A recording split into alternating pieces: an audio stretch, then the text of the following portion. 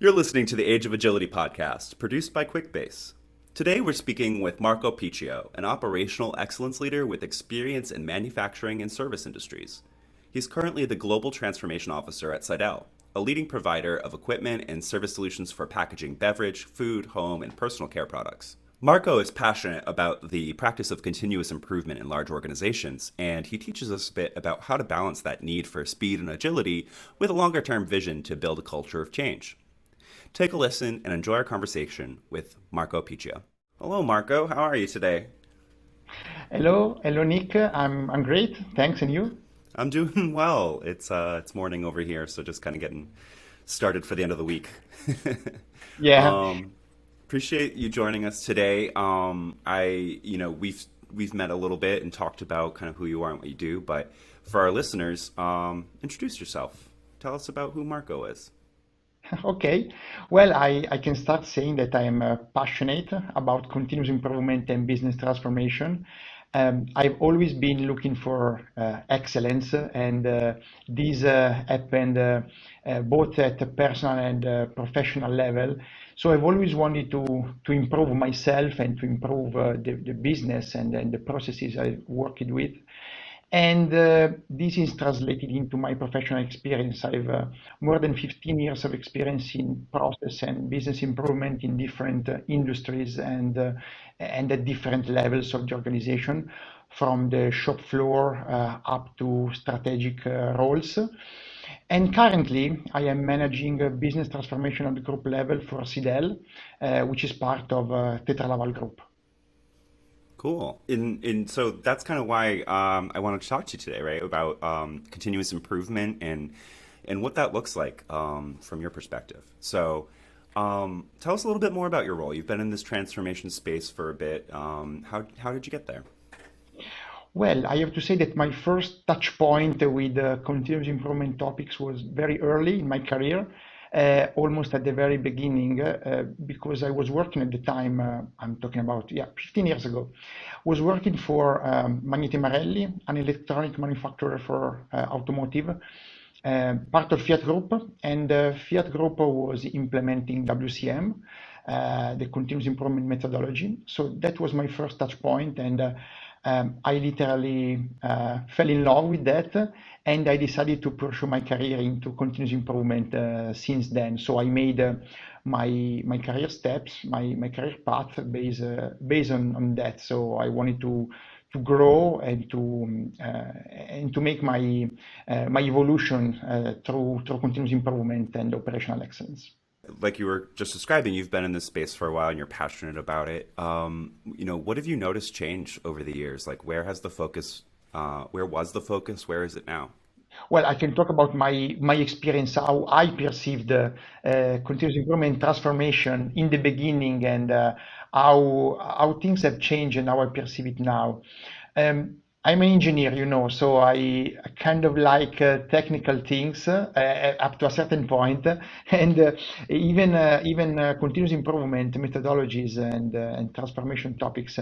I was looking at them under the technical point of view. So how those methodologies work. I was mainly focused on those aspects at the beginning. But very soon I noticed that the real fuel of transformation, the real power is within people. So going on through the years, I discovered that I had to focus a bit less on the methodology, meaning that it's not very important for me to do things like exactly like they're written in the books, so not just following the Bible, but putting more focus on people. And I'm kind of an empathic person, so it's very easy for me to relate to people, and this helped me a lot.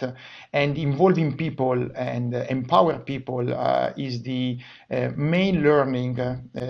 So put people at the center is the main learning that I take away from my career. That's such a nice point to make. I feel like when we talk about continuous improvement and all these business strategies to do things better or faster, the part that kind of gets forgotten about is this human element, and Yeah, it's so core, especially when you're trying to change an organization. You got to get the people on board. absolutely. So in acknowledging that, like people tend to not like change. How do you manage this sort of process and get people on board? Well, also based on my experience, people tend to resist the changes they're not involved in. So what I learned is that you have to involve people. Not you don't have to be scared involving people, and even involving people early in the change. And this has mainly two main benefits. One is that you have people having people on board since the beginning. You have their expertise, you have feedback. If you actively listen to them, they can provide you important information, important key elements for your project. And the other element is that if you involve people early, and to do that, for example, I found very useful to explain the change, the case for change, why we are changing, communicate clearly about that. If you get to involve people in this way and have people on board, they also become transformation agents themselves. So they boost the effectiveness of your transformation. And this is something that is really tangible, and it's a sort of compound effect that you can leverage on. So, just to summarize what you said there, you're saying like once you get people involved kind of at the right time or early in the process, they're really the buy-in is so much greater. Is that accurate to say? Yeah, exactly. You involve them early. You are transparent in communicating things to them. You listen to them. You actively listen to them because getting feedback. Many people are scared about feedback, because it can be, let's say, negative, or some other people like to say constructive, but they really help. Improving or resetting, for example, your idea of a project or a system you would like to implement. In the end, people are the ones that are daily, on a daily basis, hands-on in the project, in a process, using a certain system. So there's no one else better than the people working on something to provide you direct and genuine feedback about what you are willing to do. And if you do that early, you avoid probably having troubles during the later stages of your project. And that's not a secret, but it's something that people tend not to do because it's easy to sit down in a room in a restricted number of people and decide for all the rest. But this is often not working, because then you might come to a beautiful system or beautiful process that you redesign, and then nobody's using because it's designed on paper and not tested on reality. Yeah, so there's got to be a kind of a big testing user acceptance aspect of that. Is that part of kind of your responsibilities when implementing these changes? Yeah, I've also contributed in supporting this kind of change, and let's say helping project managers and business leaders to set up this kind of approach. But I have to say, even earlier, when you start a project, what I found very useful, and this could be also a great example, a practical example also for our listeners, is to think of the case for change in a structured way. I mean, you can use a very simple template. Why you have to change, why this change, why this transformation, the urgency of this change, why now, and the main stakeholders that are involved in the change. So who are the people that are touched by your project, or about process improvement or system implementation, whatever.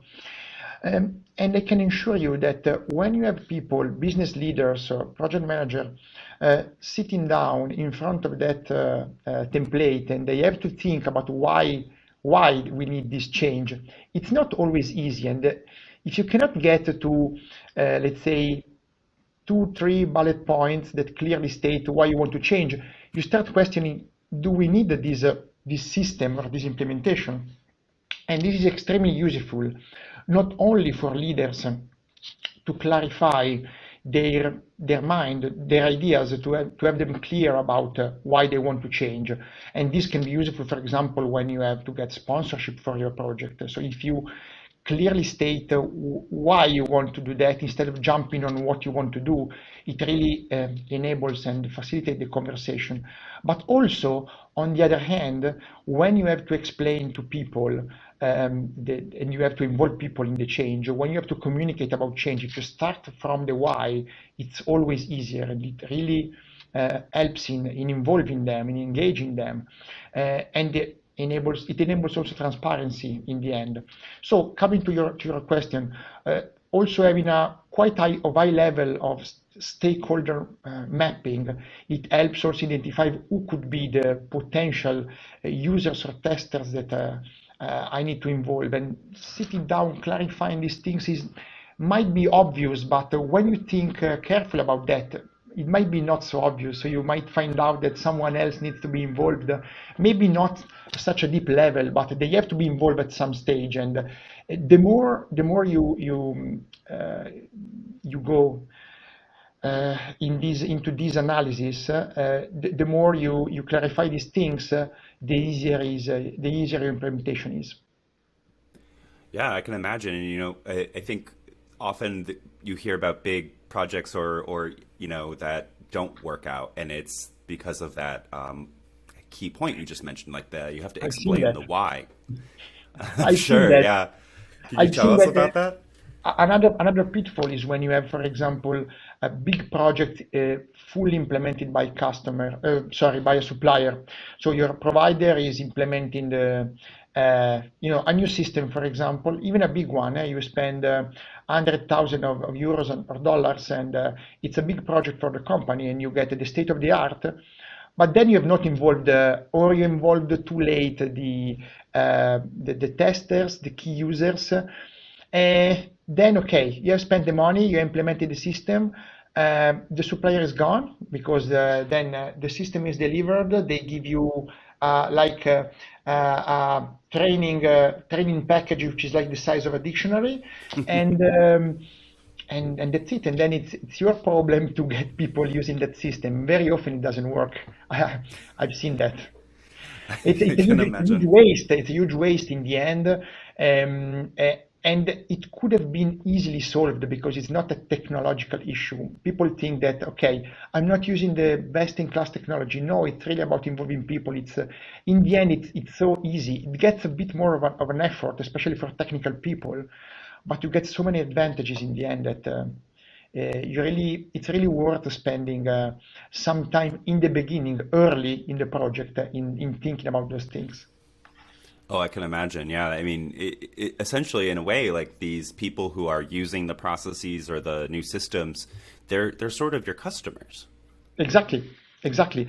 And when you deliver a project or a new process, a new designed system, what gets really excited, what I get really excited about is when I get a positive feedback from my customers, and that is especially true when we are talking about external customers, not the ones that are letting us doing the business, but also when you talk about internal customers, very often I deal with the transversal projects. So my stakeholders, my customer are really across the organization. When you have people that are coming to you and say, "Hey, this new process is really helping me a lot.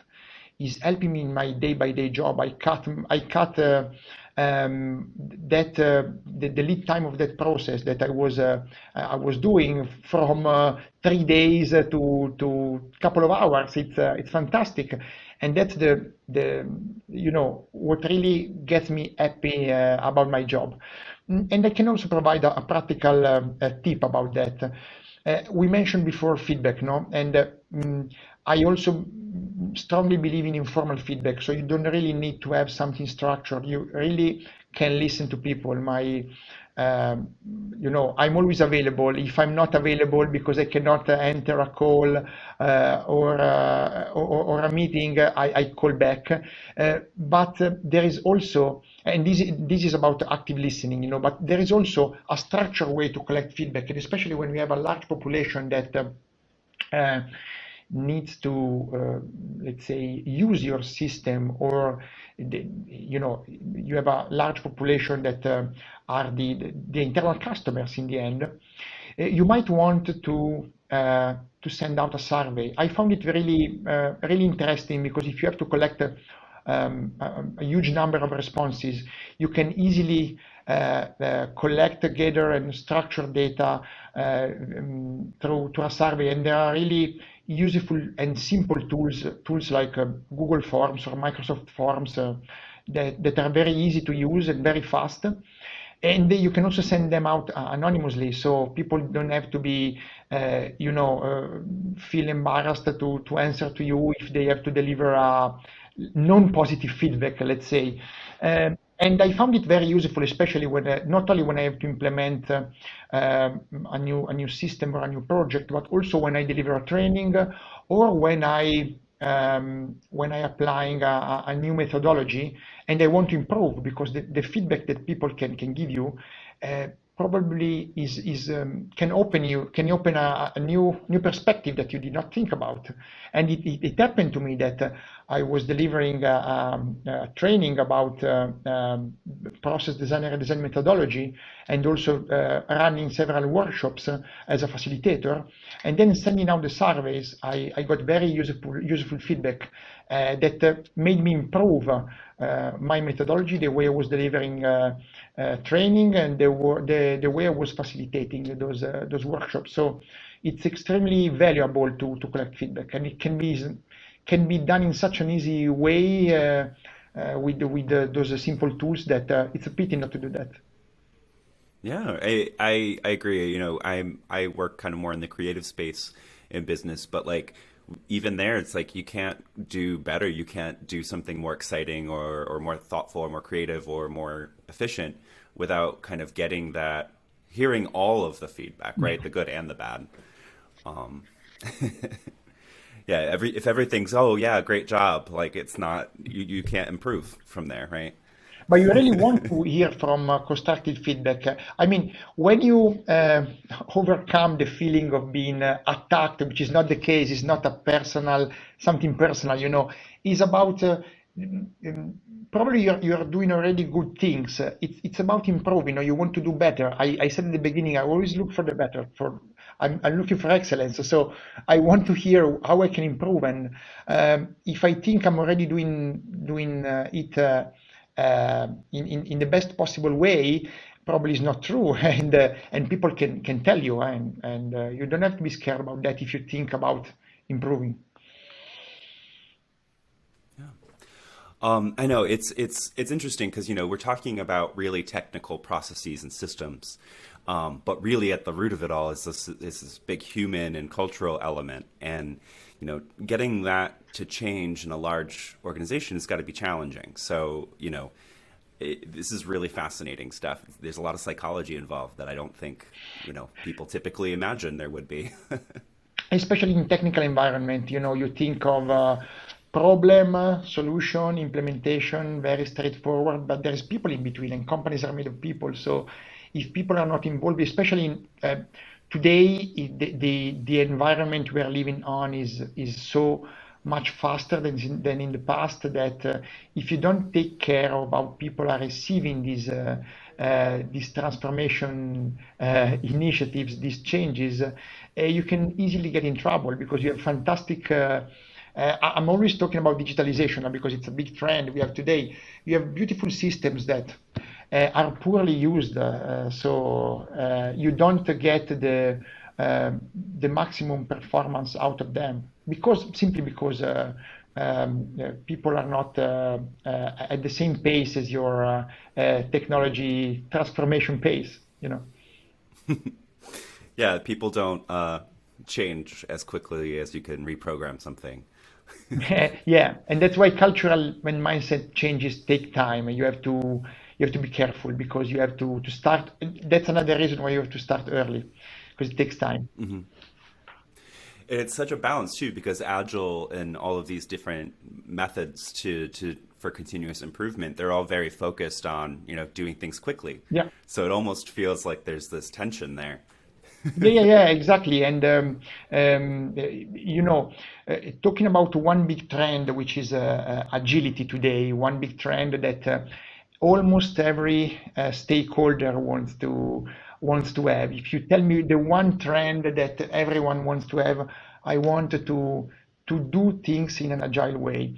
And this is the first, let's say, the first difficulty sometimes because I've seen a lot of companies that want to do agile, but being agile is kind of a different thing. When I firstly started my agile journey, my personal, professional agile journey, almost 1 year ago, I was asked to set up a non-IT in a non-IT program, several business streams in an agile way. And the challenge was even harder because that was my first experience with Agile. So I received a sort of training on the job about that, and then I started putting my hands on that. Um, and in parallel, I was also certifying as an Agile Scrum Master. So I achieved my certification at the beginning of this year. But I have to say that I learned a lot putting my hands on Agile, and I could experience what we were talking about 1 minute ago. That being agile is something different, and I could experience the value of really being agile, which is transparency, teamwork, the fact that you have an increased collaboration of team members, teamwork is really boosted. You deliver quickly and fast, and overall the whole team is empowered, is improving. At the same time, if you really want to scale and you want to bring agile to the next level, I found out that you really need to, and so you want to be agile, you really need to work at organization level. So at a certain point, if you have people 10-15% dedicated to agile topics, or you have for example, you don't have you can purchase a scrum masters from outside. It's something that it's a service you can purchase, but it doesn't work exactly the same. At least my opinion is that it doesn't work exactly the same with product owners. Product owners is something that normally doesn't exist in traditional companies, and it's a figure that you need to build within your company through training, coaching, and through some experience, of course. So all those things are really key, and they really involve how how fast and how much your organization wants to go agile, wants to be agile. And it takes time. That's all the other things the other thing I found out. I mean, you cannot do it. Okay, we want to be agile in 6 months. You can do it in a disruptive way. I don't. Some companies did that. I don't believe so much in that approach, especially for a traditional company.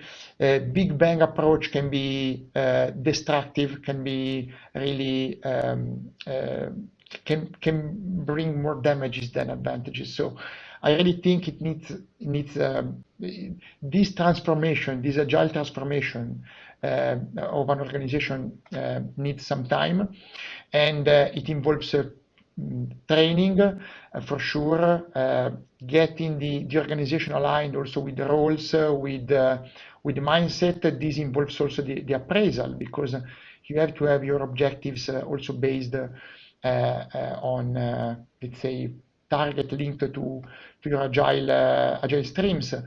And in general, you need to build the culture and the mindset. That's the most difficult thing, and that's why it's a long journey. And communication, change management also play a key role here.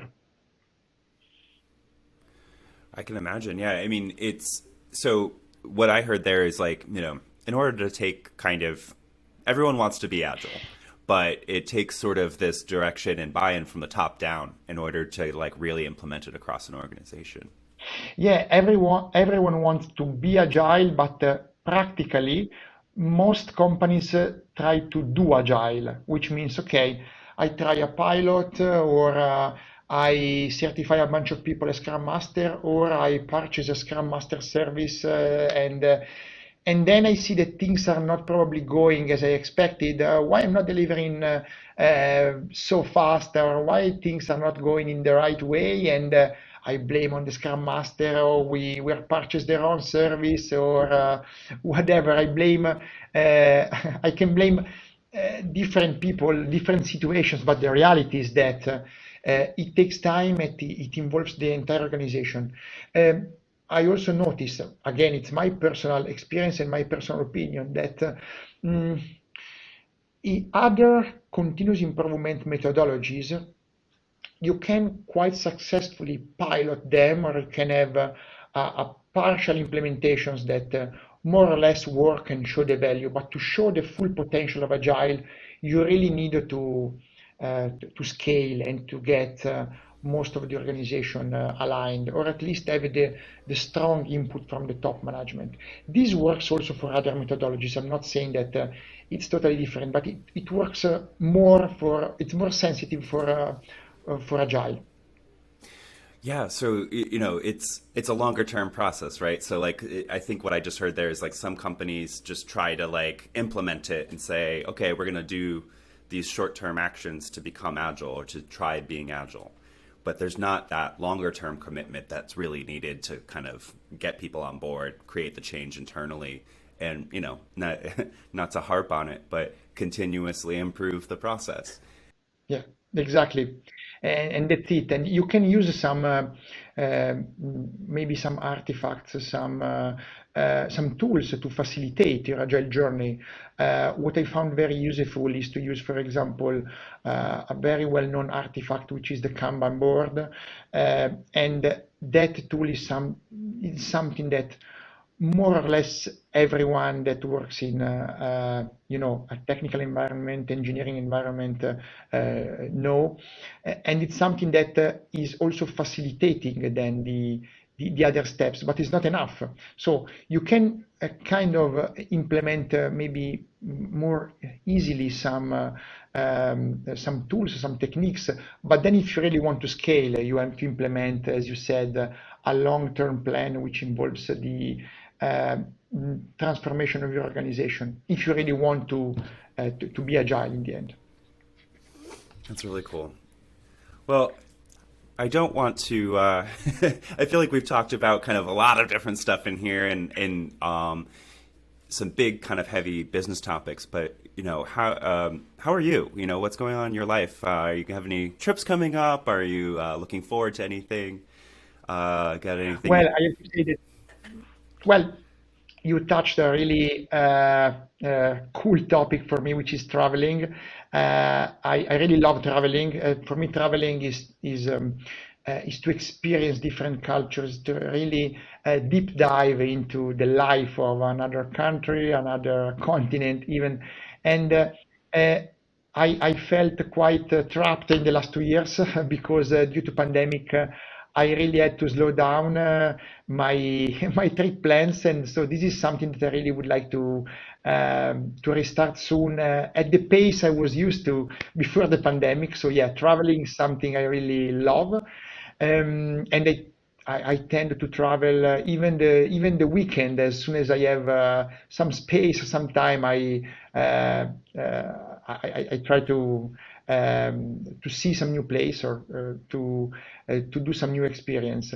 What about me? I live in Italy, so I'm passionate about good food, for instance, and but no, well, I also love.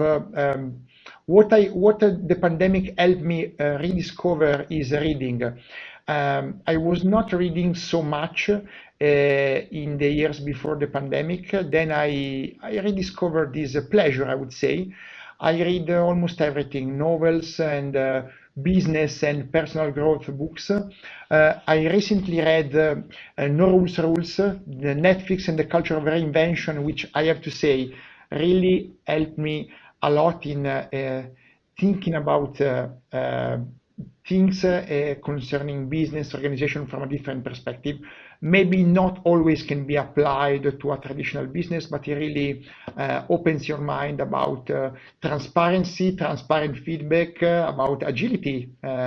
Even so, it was really interesting. Well, I am. What else can I say? I'm Netflix addicted, so I could I could watch well, TV series especially. I could watch them for hours. So it's kind of a thing that I love, and I watch almost everything. I fell in love with Breaking Bad, especially. I think it's a masterpiece. More recently, Stranger Things, Okay. also because I grew up with the Stephen King novels, so it's kind of a jump back in the 80s. I love that. I'm from the 80s, so Yeah. and and so these are the things that I like. I also like listening to podcasts, something that I discovered uh, not so much so much time ago. I have to say 5 6 years ago I started listening to podcasts, especially to feel what I considered some of waste periods when you drive, for example, or when you commute. And now I listen mainly business podcast. I like particularly HBR IdeaCast and TED Talks Daily. And now, since a few weeks, Age of Agility podcast. Oh, well, thank you. New Of fan. course. Absolutely. Very interesting. Very interesting. A lot of very interesting interviews, and I hope I can also provide valuable topics and valuable tips for the listeners. I think so. You've definitely given me some valuable tips. So hopefully, some more people who are listening also can take away some stuff from this. Going forward, if people want to kind of follow you and see what you're up to, what's a good place to stay in touch? For sure, my LinkedIn profile, where people can follow me, and also people can contact me. I would be very happy to, well, hear about their ideas, their feedback, their point of view, or even simply exchanging experiences. I'm very much favorable to that. I like that, and this is one of the best thing about LinkedIn. You hear about a lot of voices, a lot of experience, and it's really cool. You can discover new things. So I'm really looking forward to hear what people think also about this episode, my experience. So my LinkedIn profile definitely. I'm also working on a personal website, which is not yet. Let's say it's a project at a very early stage. So, but LinkedIn is fine. All right. Well, looking forward to that website, but I could definitely say, reach out to Marco on LinkedIn. He's super friendly and really knowledgeable about a lot of stuff. So thanks again for joining us today. For all of you out there, thanks for listening to us on the Age of Agility. You can find us on quickbase.com/podcast or wherever you listen to podcasts. We'll catch you later to share more stories and advice from folks managing the complex projects changing our world. And thanks for joining us, Marco. Have a good one. Thank you very much, Nick. Thanks to you.